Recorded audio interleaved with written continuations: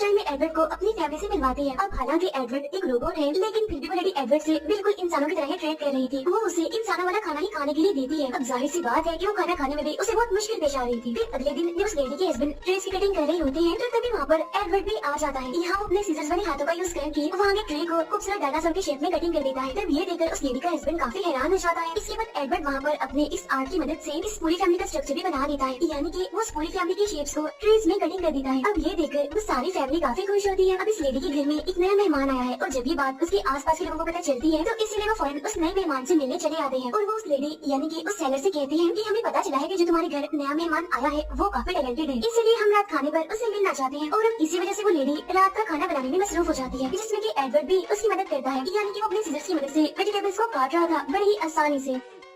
तभी वो लेडी एक डब्बे की सील को एक मशीन की मदद से खोलने की कोशिश कर रही थी। और अब ये देखकर एडवर्ड को एक फ्लैशबैक याद आता है, जिसमें कि हमें वही बंगला दिखाया